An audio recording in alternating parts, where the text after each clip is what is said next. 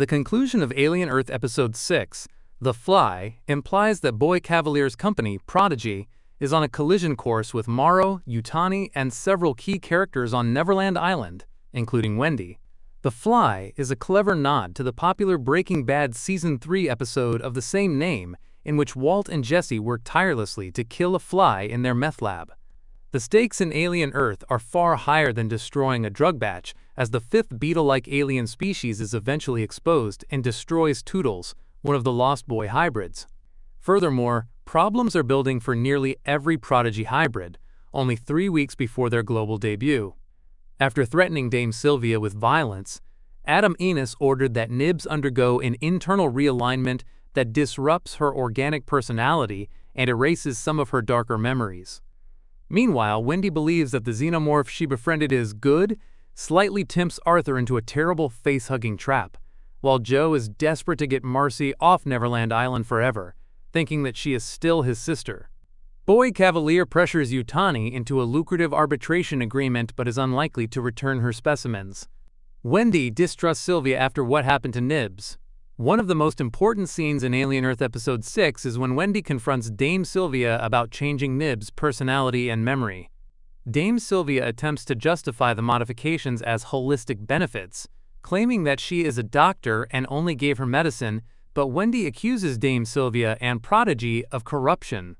Wendy calls Kirsch's vision of humanity inherently selfish and overly romantic, but she insists on being addressed by her human name, Marcy. Wendy's internal turmoil is brewing, even as she appears to have acquired a friend in the swiftly growing xenomorph born at the end of Alien Earth Episode 4. Now that we know why the Maginot crashed into Prodigy City, courtesy to Alien Earth's Episode 5 extended flashback, it's possible that Boy Kavalier intends to expose these specimens as well as the hybrids in the season finale. That is, assuming he can keep all of the aliens isolated on Neverland Island. Slightly set Arthur up to bring a xenomorph tomorrow. Slightly's evil storyline reaches an all-time peak in Alien Earth Episode 6 when he seals Arthur in the secure lab with a hatched facehugger. He initially tried to lure Joe to the lab but failed due to his unconvincing and weird pitch. Arthur struck gold when he raced to the secure lab to check on Toodles, only to discover that the fly-like aliens had disfigured his body. Morrow threatened to endanger Slightly's human family, so he set Arthur up. He required a facehugger to hook onto a human host to give to Morrow, who is determined to return all of the specimens to Yutani. Begin to drag Arthur's body, with the facehugger attached, through an air vent.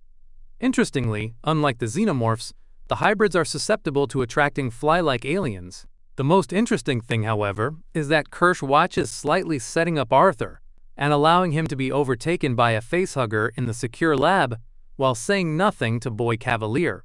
Fans of the Alien franchise already know to never trust a synth, and Kirsch's concealment cannot be good for Boy Kavalier and Prodigy one way or another. A revolt against Boy Kavalier and Prodigy is brewing. Throughout the first 6 episodes of Alien Earth, Boy Kavalier has had nearly every advantage. He launches Wendy and his hybrids, his plan to crash the Maginot into Prodigy City to acquire the aliens succeeds, and he's more than $50 billion richer after making a deal with Yutani, knowing she'll bend to his will. However, Prodigy's kingdom appears to be collapsing from all angles. Wendy's distrust of Sylvia would eventually erode her trust in Prodigy as a whole. Slightly has already gone against Prodigy's wishes by smuggling a xenomorph out of the lab.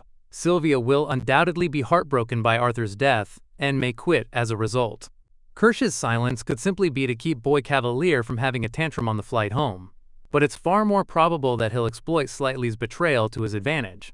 On top of everything, Morrow is on his way to Neverland to rescue Arthur and the burgeoning xenomorph from Slightly, and he will almost definitely be accompanied by a Weyland-Yutani-funded army. Boy Kavalier and his firm are doomed to fail due to his selfishness and extraordinary ability for corruption. He has misled Wendy with high concepts of imagination and a refusal to say no to anything, which will undoubtedly be his Achilles heel in the end.